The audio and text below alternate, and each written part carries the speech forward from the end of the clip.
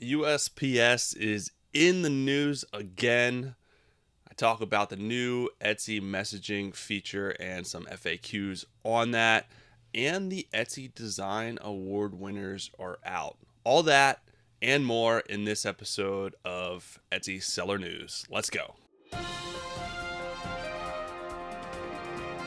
Hey everyone, welcome back to the Handmade and Beyond podcast. But more than that, the Friday Seller News special segment. I'm glad to be back with you to bring you guys the latest news that's impactful to sellers, e-commerce sellers, Etsy sellers, handmade sellers, all that good stuff. And some other fun segments that I'm bringing to you on Fridays as well. First thing I want to cover today is, oh my God, USPS. I could do a segment just on USPS, I think. There's something usually every week with them that's changing, that's happening, and this week is no different. So the first thing I want to talk about, and this is something that's actually not USPS's fault, it's Mother Nature's fault, but they have temporarily suspended operations at the big St. Louis distribution center due to historic flooding. So there's a lot of flooding going on. They can't get the packages in or out because of flooding. Obviously, USPS doesn't have boats. I don't think they have boats. But neither here nor there, they are not able to distribute packages from that facility. It's a major hub, so that's impacting packages getting in or out around the area. So if you have stuff coming in or going out around the area that pass through that hub, they're probably going to see some extra delays. So it's something that you should be aware of if you have a customer reach out to you and say, hey, I haven't got my packages or it's showing delayed. You guys can tell them, okay, there's been a lot of flooding in that area. That is slowing packages down. Now, there's a full write-up on their website, but the major zip codes that it's affecting, they are saying is 620, 622, 628, 633, and 636. So if you're unsure, just go in and look those zip codes up. It may change, but that is what they are saying as of now. They're expecting operations to resume pretty quickly. And by the time this episode comes out, it may have already resumed, but the delays are still there. You may see those backlog delays even after things resume at the distribution center because they have to catch up. The next thing I want to talk about when it comes to USPS is they did make a change that could impact some of you guys if you use this service. This month, they actually ended the special handling service. Service. I'm talking like Sean Connery. The special handling service. So it's basically for fragile packages. You could spend a little bit of extra money, buy this insurance so to speak, that will basically handle the packages better, and you have less chance of stuff breaking. They got rid of that service as an add-on. You can't actually buy the extra the extra handling service for fragile packages. They're saying that you can still obviously ship fragile packages. You just have to make sure that they're packaged appropriately. You can still mark them as fragile, but as far as USPS goes, they're not going to handle them any differently than they do normal packages. So hopefully they're not throwing them around, kicking them down the street, freaking out on your packages like you see on TikTok. So just make sure you're packaging the stuff appropriately. Spend the extra time and money on packaging and shipping materials, especially if you're shipping, China and glassware and all that stuff. You should be packaging that appropriately anyhow, and not counting on any mail service not to break your stuff. You want to take it the extra step of making sure you're careful with packaging the stuff up so the customer doesn't get it in 1,000 pieces. All right, the next thing I want to cover with you guys is the Etsy messaging experience that they just changed when they made a bunch of changes recently to the app and the messaging experience. Is one of the changes that they made. Basically, what the biggest change is, they rolled in all messages into one single thread. So if a buyer reaches out to you several different times, it's going to go in that same thread. So you're not have to sort through different threads to figure out where the last message was. It should all filter them together to make it more user friendly for you and the buyer. It's going to do the same thing for the buyer. There was some technical glitches, as anything, any new change for most websites. There's always some bugs, some glitches they have to work out. So they were working out some technical glitches, and they did release recently an FAQ just to make sure that everyone is on the same page with the messenger and how to use it. So basically, like I said, the main highlights of the FAQ are just how, explaining how the messaging experience works, where it puts all messages from the same person in the same thread so that you can easily see and access it. Another big question was, will buyers see messages the same way? Yes, they will. Another question, a really good question, is what happens if I send a message to a buyer through the orders tool and there's an existing thread between us? Because you can go to the orders tool and it says literally send message to our contact buyer. That once you send it will and should populate in the existing thread that you have. It won't create a new thread. It should go to an existing thread so you can access it later all in the same spot. The other question here was, how does the messaging experience relate to the star seller? Basically, it's not really impacting the star seller other than the fact that it allows you to see messages in one place.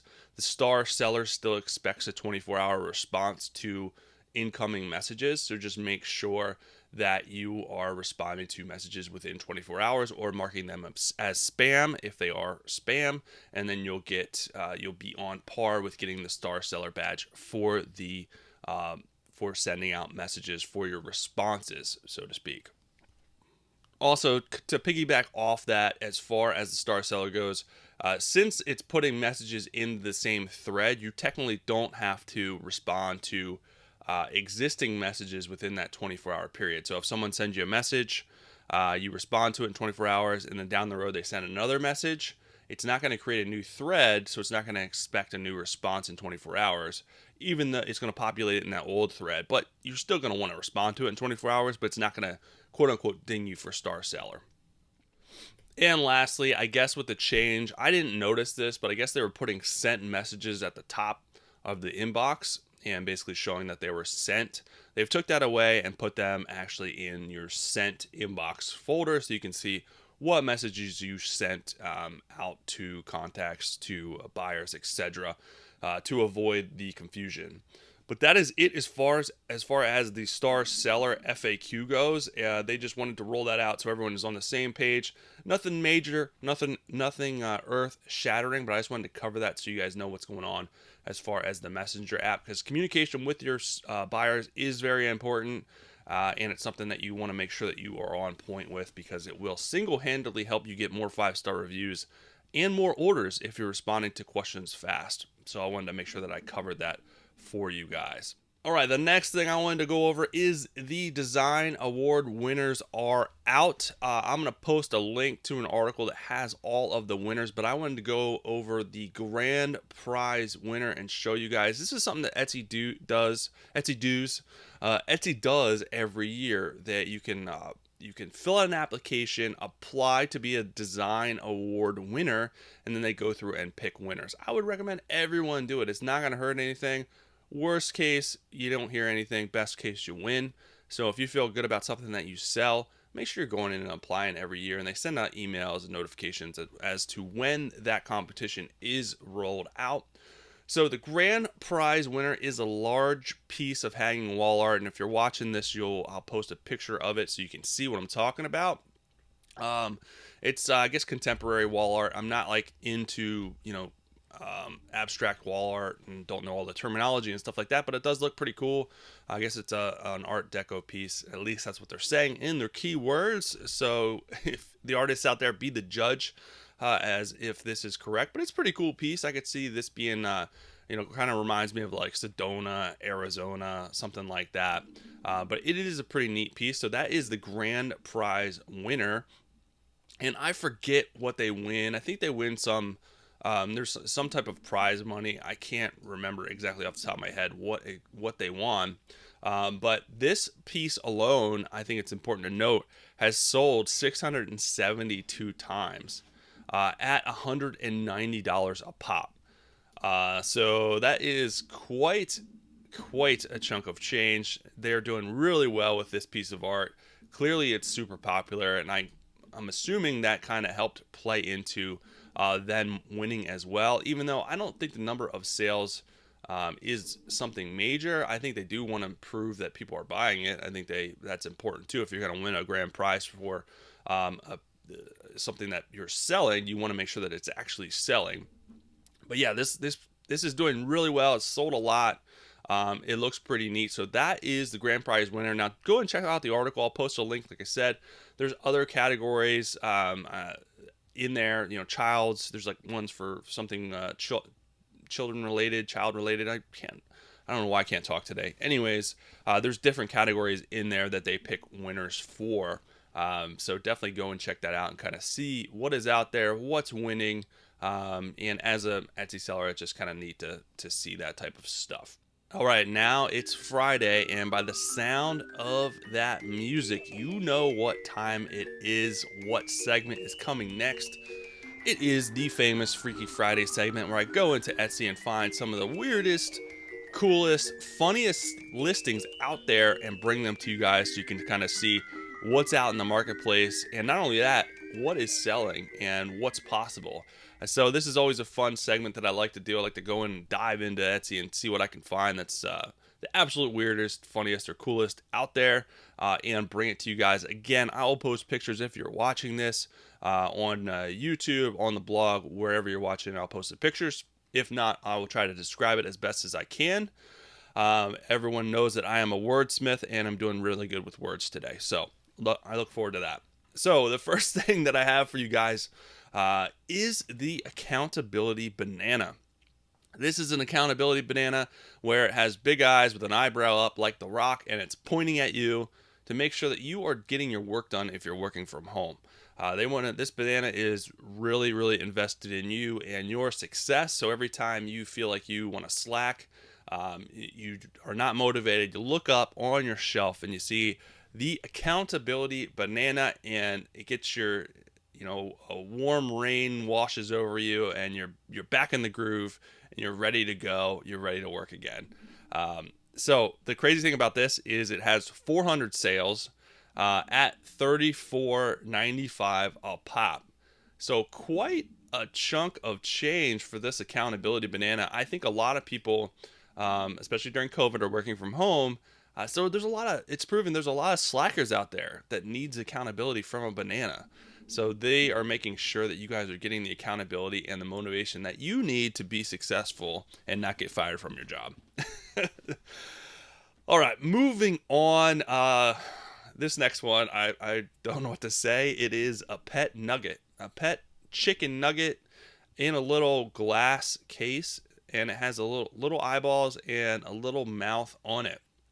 It's kind of cute. I guess if you're a fan of chicken nuggets, or you just want a pet chicken nugget, this is good. Make a good gift, I guess.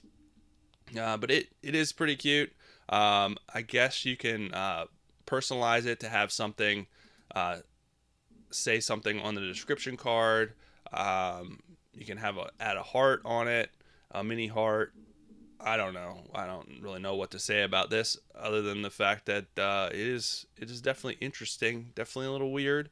But what's even crazier and weirder is the fact that it has had 239 sales at almost $10 a piece. So quite a lot of people want this little cute pet chicken nugget for their collection, for their bookshelf, wherever. It looks like it's pretty small too, because the picture, the person's holding it in their hand, and it's pretty darn small. I don't know if they have the actual dimensions. It only looks like it's a couple inches tall and a couple inches wide. Definitely neat. I'm pretty sure it's not real, so don't try and eat this thing. I don't know what it's made out of. The other week I did, there was all kinds of crazy foods made out of soap, like wings and all that stuff. So I don't think it's made out of soap, but it's crazy what you can turn soap into these days. That was amazing adventure that we were on a previous Freaky Friday segment. So go and check that out if you want to see some chicken wing soap. All right, moving on. Final El Final for you guys. This is pretty cool. I don't know if I would want this, but if I was into cars and mechanic stuff like that, I would find this probably really cool. So it's a wrench bracelet, 14 karat gold wrench bracelet, and it is only $2,700. So you guys can snag this for the low price of $2,700 and wear a wrench bracelet around. I mean, it's a cuff, so it doesn't. Because I was like, how the heck did you get this thing off? But then looking at another picture, it's open in the back, so it's more of like a cuff. It just slides, pops right onto your wrist there. You could wear it around. It's probably a statement piece for mechanics if you have like a mechanic's ball to go to or something like that, or if you just want to have people, compliment you on it. Because I'm sure people I've never seen anything like this out there, and it's pretty cool. I wonder how heavy it is. I'm assuming it's 14 karat gold, but I'm assuming it's gold plated. I don't think that's obviously solid gold, but it's probably some metal underneath, so it probably has some weight to it. So I'd be interested to see. Maybe in the specs it probably has the weight here. I am not sure on that. Anyways, it is pretty neat, so I wanted to bring that to you because that is one of the cool things. I couldn't find out if there, there's there's a lot of different variations of this, so I'm not sure how many sales it has. I know that there is a couple of sales, but with a price of almost $3,000, you're not going to expect a ton of sales unless it's something that's really, really sought after. But either way, very interesting, very cool. People are super talented, super creative. That's another reason why I like doing this, is I would never think about bending a wrench and then gold plating it and making a bracelet and selling it. So the ideas that people have, the creativity is super, super awesome. And that is another reason why I just like diving into the Etsy stratosphere, kind of seeing what is out there, what is for sale, what are people buying, what are people selling. It's super, super interesting to me. But that is it, guys, for today's segment of Etsy News and Freaky Friday. Hopefully that helps you guys out. I'll be back next week with our normal podcast and then another Etsy seller news. So stay tuned for that. Have an amazing weekend and Friday. Talk to you guys soon.